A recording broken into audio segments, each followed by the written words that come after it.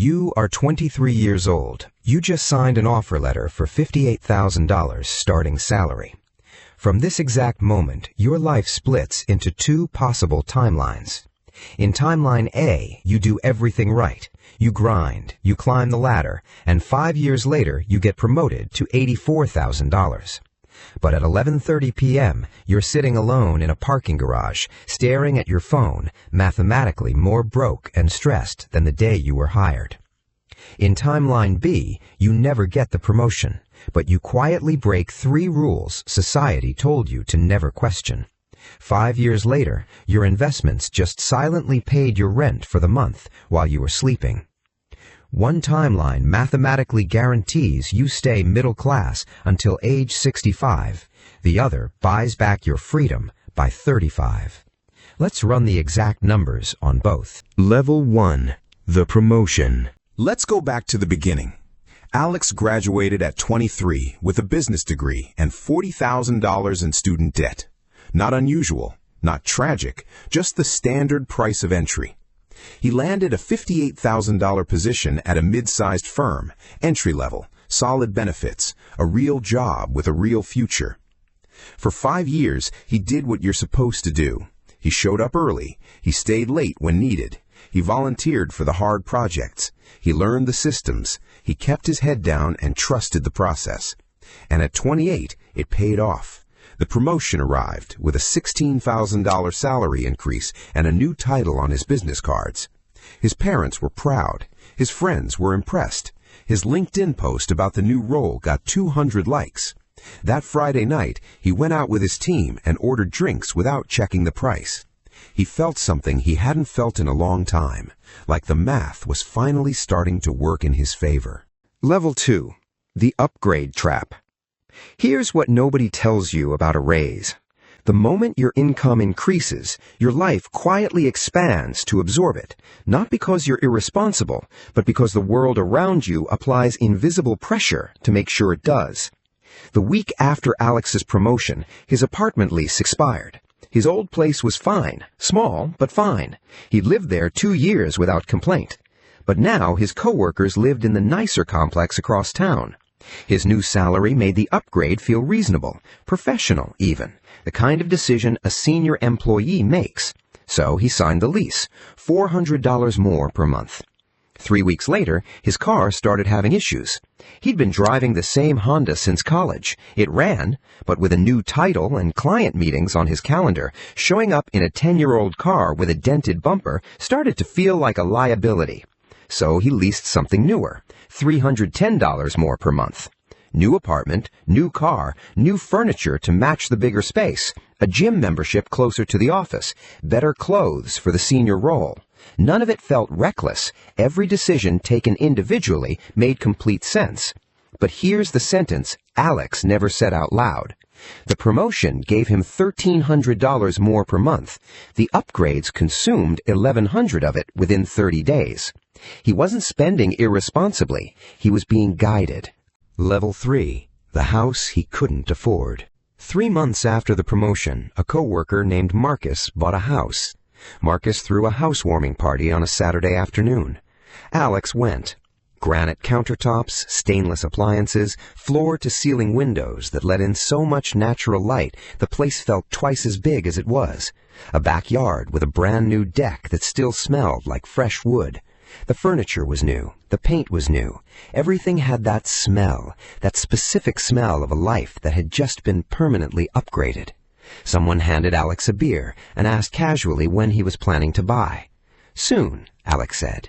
He smiled when he said it. That night, he drove home to his apartment, sat down at his desk, and opened his savings account. $14,300.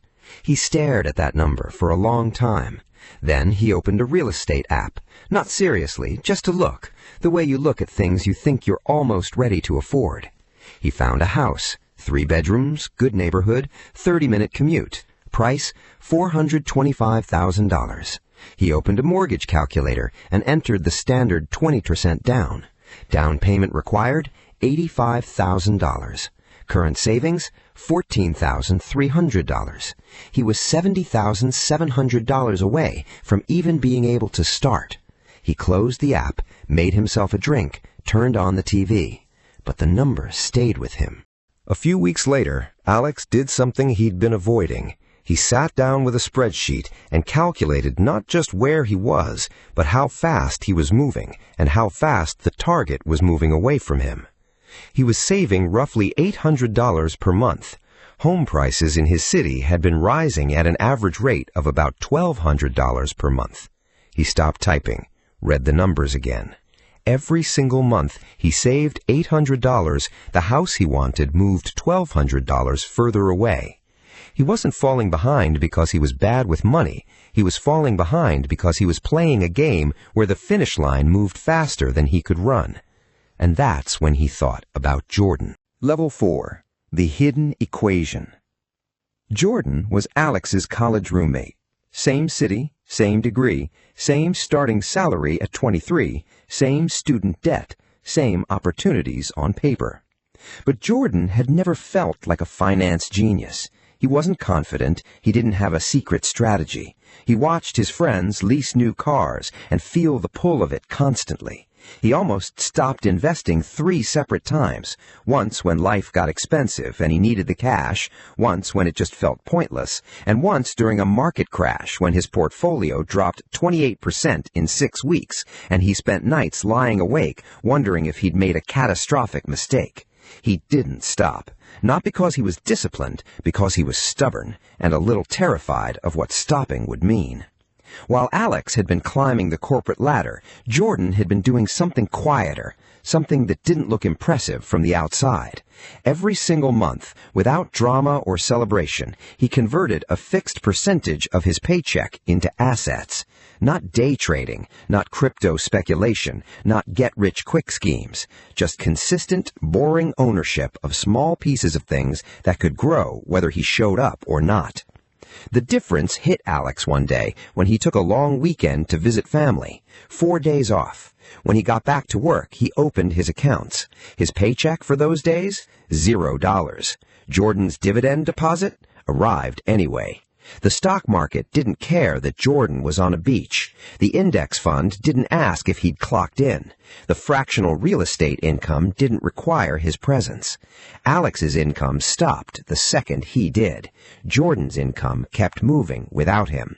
That was the entire equation. Alex thought he had an income problem. What he actually had was an ownership problem. Level 5. The Pivot. A few nights later, Alex found himself back in the same parking garage after another long shift. Same concrete pillars, same fluorescent lights buzzing overhead, same drive home waiting for him. But this time, he didn't open his banking app to feel bad about the number. He opened a blank spreadsheet, and he asked himself a different question. Not, how do I earn more, but how do I make what I earn work when I'm not working? He sat there for 20 minutes and made 3 decisions. Decision 1, he cut the expenses that had quietly consumed his raise. Not everything, not painfully, but surgically. The premium gym became the budget one 2 miles further. The streaming services went from 4 to 1. When the car lease ended, he bought a used sedan outright. Every dollar he freed up had one destination: conversion into assets. Decision 2.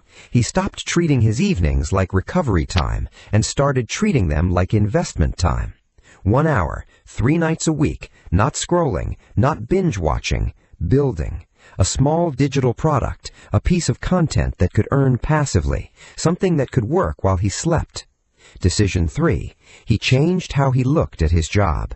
He stopped seeing his employer as his future and started seeing them as temporary funding, a reliable investor who wrote him a predictable check every 2 weeks that he could immediately redirect into his real plan. The job wasn't the destination anymore. The job was the fuel. Level 6. The first dollar earned while sleeping. 6 months after he started, the market dropped hard. His investment account lost 17% in 3 weeks. Every morning before work, he'd open the app and watch the number fall. His coworkers were talking about cashing out. The financial news was loud and certain that things were going to get worse. The old Alex, the one who measured success by salary and job titles, would have panicked and stopped. This Alex bought more, not because he was fearless, because he'd done the math, and the math didn't care about cable news or short-term volatility. 12 months after that night in the parking garage, something small happened. His brokerage account generated $34 in dividends. $34. It arrived on a Tuesday afternoon while Alex was in a budget meeting. He didn't trade his time for it. He didn't negotiate for it. He didn't clock in to earn it. It just appeared. He stared at the notification longer than $34 deserved, because it wasn't about the $34. It was proof that the equation had started running in his direction. Meanwhile, Jordan's asset base had grown to the point where it generated enough passive income to cover his rent every month.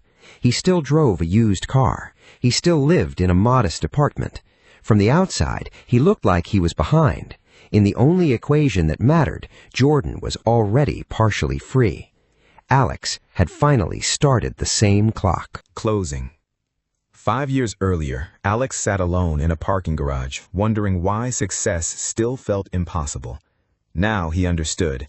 The raise wasn't freedom. The title wasn't freedom. The apartment with better windows wasn't freedom. He thought he needed a bigger paycheck. What he actually needed was ownership. Not because ownership made him rich, because ownership gave him time. And time was the thing he had been trying to buy all along. The parking garage hadn't changed. The fluorescent lights still hummed. The concrete still cracked in the same places. But the person sitting in the car, the one staring at his phone on a Tuesday night wondering why nothing ever felt like enough, that person was gone. He didn't need the equation to change. He just needed to change his position inside it.